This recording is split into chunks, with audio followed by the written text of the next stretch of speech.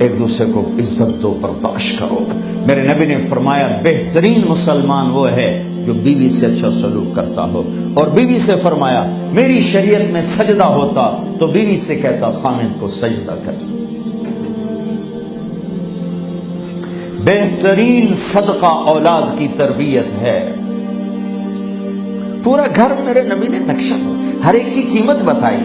ماں تیرے قدموں تلے جنت، کہ کاش میری ماں زندہ ہوتی، تم دیکھتے میں کیا کرتا، میں عشاء کی نماز کے مصلی پر ہوتا، میں سورۃ فاتحہ پڑھ رہا تھا، ادھر سے آواز آتی میری ماں کی محمد، تو میں نماز توڑ کے کہتا لبیک اماں جان۔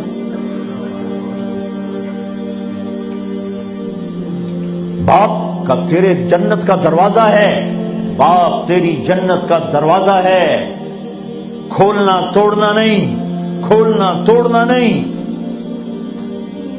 توڑ لیا تو جنت میں نہ جا سکو گے۔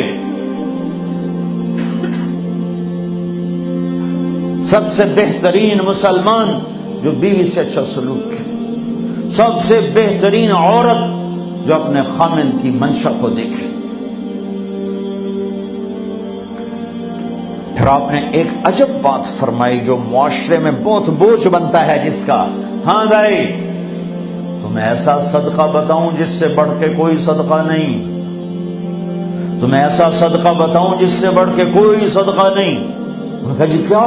کہا الابنۃ المردودہ، جس کی بیٹی کو طلاق ہو گئی یا بیوہ ہو گئی اور گھر واپس آ گئی ماں باپ کے، یا ماں باپ نہیں ہے تو بھائی ہیں، وہ ایک بوجھ بنتی ہے ماں باپ پر بھی، اور بھائی تو ویسے ہی باغی ہو جاتے ہیں۔ میرے نبی نے فرمایا اس بچی پہ خرچ کرنا کائنات کا سب سے افضل صدقہ ہے۔ گھر، ایک گھر کیسے چلتا ہے؟ ہمارے ہاں پنجاب، سندھ، بلوچستان سرحد میں بہنوں کو وراثت میں کوئی حصہ نہیں ملتا، سب بھائی کھا جاتے ہیں۔ میرے نبی نے فرمایا جس کو اللہ نے 2 بہنیں دیں اس نے ان کا حق ادا کیا، شادی کی حق ادا کیا۔ ماں باپ کی وراثت میں سے ہوتا ہے، اگر میں نے کو خود کمایا ہے اس میں بہنوں کا حق نہیں، ماں باپ سے اگر 1 روپیہ بھی آیا ہے تقسیم کیا جائے گا۔ جس نے بہنوں کا حق ادا کیا، شادی کی حق ادا کیا، اس پہ جنت واجب ہو گئی۔ جس کو اللہ نے 3 بیٹیاں دی اس نے ان کی ڈولی اٹھائی، وہ جنت میں میرے ساتھ یوں ہوگا۔ ایک بولے اگر 2 ہوں، کہ جس نے 2 بیٹیوں کی شادی کی وہ بھی ایسے ہوگا۔ اللہ بھلا کرے۔ ایک صحابی کا کہ جس کی 1 ہو، کہ جس کی 1 ہے، اگر اس نے اس کو عزت سے رخصت کیا تو وہ بھی میرے ساتھ ایسے ہی ہوگا۔ پھر کئی بچیوں کو طلاق پڑی ہے کہ اس کو بیٹا نہیں ہوتا۔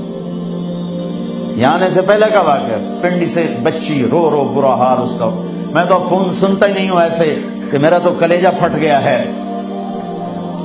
ہے کہنے لگی کہ سسرال نے کہا تھا بیٹی ہوئی تو طلاق دے دیں۔ میں نے کہا اس میں میرا کیا قصور ہے، اور بیٹی ہی ہوئی اور مجھے طلاق پڑ گئی، اور میں گھر آ گئی 22 سال کی عمر۔ بیٹی دینے والا اللہ اور ظلم کرنے والا سسرال۔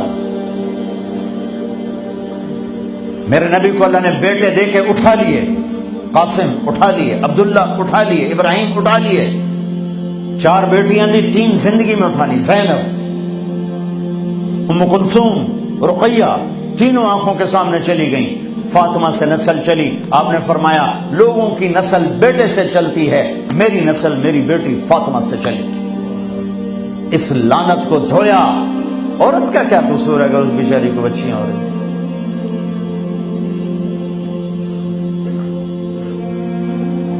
جس نے اپنی بہنوں کو حق ادا کیا، جس نے بیٹیوں کو ڈولے میں بٹھایا، ان کا حق ادا کیا، کہ جنت میں یوں ہو جائے گا۔ بہنوں کو دینا اتنا ضروری ہے، حرام ہو جاتی ہے روٹی۔ میں نے مولانا جمشید صاحب میرے استاد ہیں، میں نے ان سے تفسیر پڑھی۔ میں ایک دن شہد کی بوتل لے کر گیا، پرانی بات ہے 76-77۔ میں نے کہا حضرت یہ ہدیہ ہے۔ فرمایا کہاں سے لائے ہو؟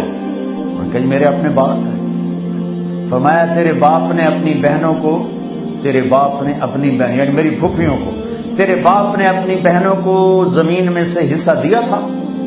یہ سوال کیوں کیا؟ 10 روپے کی شہد کی بوتل تھی اس وقت، کہ اگر دیا تھا تو یہ میں لے لوں گا، اگر نہیں دیا تو پھر یہ حرام ہے، میں نہیں لوں گا، یہ مطلب